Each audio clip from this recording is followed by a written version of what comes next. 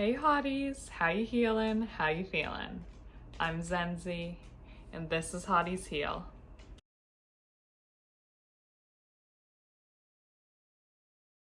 So today I'm going to be getting a little more personal and diving into my beliefs centered around intimacy.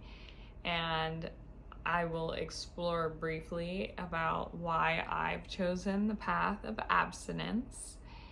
And we'll talk about sacred sexuality, which is really all about just exploring the spiritual dimensions of intimacy. Before we dig into all that, I think it's important to decipher the difference between abstinence and celibacy, because I think people sometimes get these things confused. And when I tell people, like, oh, I'm abstinent, they're like, what are you, like some type of Jesus freak or something? Which, nothing against people who are celibate or who believe in Jesus. Like, I'm just relaying the reactions that I've received. So I want to explain the difference. So abstinence is about refraining from certain activities, particularly sexual activities, but they can be other activities, for a temporary period of time based on a person's individual reasons. Whereas celibacy is refraining from intimacy. And when I say intimacy, I mean sex. I'm spelling it because I don't want to get censored. But it's refraining from that act for a more permanent period of time, and it's usually centered strictly around religious beliefs. So I'm not celibate, I'm abstinent, and this is a temporary thing for me, even though I have been practicing abstinence for a few years now. The last time that I engaged in intimacy was, and when I say intimacy, I'm speaking about man and woman, you know, like one thing going into another thing. But I really haven't been with anyone in a intimate way in quite a long time. But anyway, it's been since September 2020 for me, so I could say that I am standing tried and true to my intentions. So there are two particular reasons that I have decided to be on this journey. The first is because I am both a demisexual and a sapiosexual, which means demisexuality is when you need to have an emotional connection in order to feel inclined to engage with someone intimately. And like, to feel safe enough to do that, I need to have an emotional connection. Sapiosexuals need to be intellectually stimulated in order to feel stimulated in other ways. So I am both a demisexual and a sapiosexual. So I need to be stimulated intellectually and also feel emotionally connected with someone in order to engage in such activities. Once I realized those things about myself, which I always subconsciously knew, and I took the steps to my spiritual journey, it just seemed like abstinence really aligned for me. When you look at sex from a spiritual standpoint, you can really understand the ways that it can affect you if you're not practicing mindfulness while engaging in this activity. I am the number one hater of hookup culture because I just really don't align with it, and I believe that casual sex is the biggest scam of the 21st century. Because regardless of your gender, when you engage in this activity, your body is going to release oxytocin, and this neurotransmitter is what makes you feel bonded to the person that you're engaging in this activity with. And when you're doing this with multiple people, or even if you're just doing it more casually, you're automatically omitting that oxytocin, which is going to make you feel temporarily bonded to somebody. And if the person you're engaging with is not aligned in the same way as you, it's going to leave you with this feeling of emptiness and not really feeling satisfied. This ultimately can only damage your ability to trust, empathize, and overall feel intimacy and feel safe enough to want to be intimate. And I'm talking, when I say intimate, I'm speaking about the closeness, not using the word intimacy in replace of sex like I have been. But oftentimes when we engage in intimacy, at least from a woman's standpoint, if my male counterpart is not aligned with his intentions the way that I am, it leaves that feeling of emptiness because you can feel that shift. Whereas with men, if they're casually engaging a lot, they're just not going to feel fulfilled because it's an energy exchange as well. And this is what I believe men are referring to when they say post-nut clarity.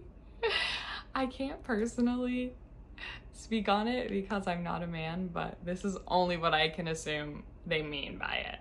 So what I mean by this is that men and women alike emit different neurotransmitters and different levels of these neurotransmitters. Though we both omit the same types of neurotransmitters, the levels in which men and women omit them are different. So the highest neurotransmitter that a man will release is dopamine. And this is directly related to pleasure and reward, which is why sex for men is more of a physical thing, opposed to women who release higher levels of serotonin, which are known to regulate mood and emotion. So you can see the disconnect already on that, because women are releasing a neurotransmitter that is directly related to how we feel, whereas men are releasing a neurotransmitter that is directly related to more physicality. So this is the key difference in why women usually feel more attached than men after engaging in this act. So with that in mind, as a woman, I really had to take a hard look at how I was feeling after engaging in this act, and the way that it was not only affecting my mind and body, but also my spirit. And I'm only speaking about this because I hope that more women will feel inclined to do the same. Because as a woman, we inherently, for the most part, don't view sex the same way that men do.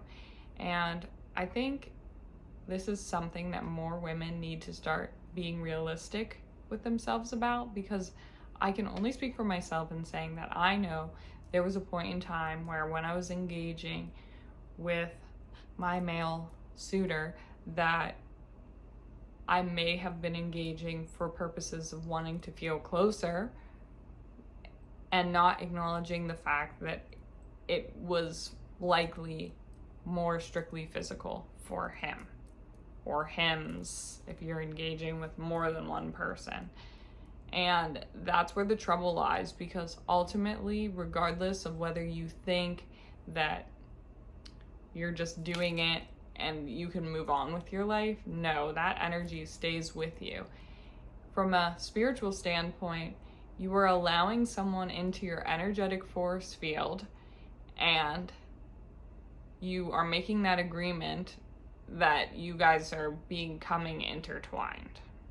And this was the main reason I decided to abstain, because when you engage with someone, you are then taking on whatever energetic karma and feelings that they carry with them to yourself. That's why sometimes women can feel so drained after engaging in intercourse with a man who probably feels like so great and like he's the man after getting with you.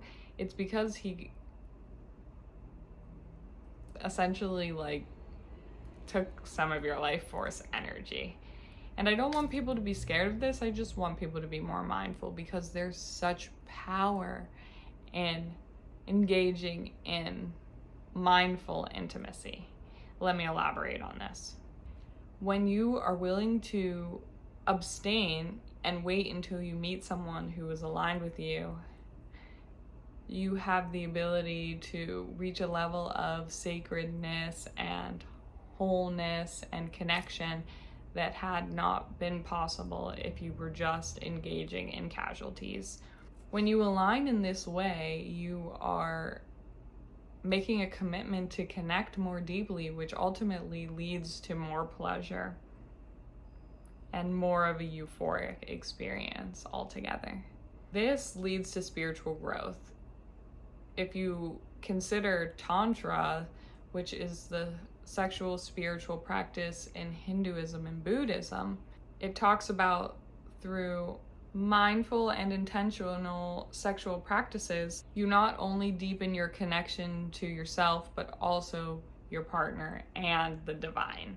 This ultimately leads to a transcendence, which can only lead to more ecstasy, while simultaneously healing and restoring balance, which can only make you feel more whole and can actually heal your wounds and trauma around sexual experiences. So I feel like this video is probably a little bit longer, and I could delve more deeply into it from a less scientific standpoint, why I think it's just important to engage in sex for the right reasons and not just to chase a quick fix or try to feel close in the moment, whatever the reason you're doing it. Really take a minute to reflect on how it's really affecting you before you decide to engage in that way, because eventually that stuff catches up to you and you don't want to be carrying other people's baggage. So that's all I have for you guys today. Thanks for being here. If you're new, don't forget to hit that like and subscribe. And if you're not new, thank you for coming back and sitting here with me and engaging in this energy swap. I love you all dearly, and I'll see you next time. Bye.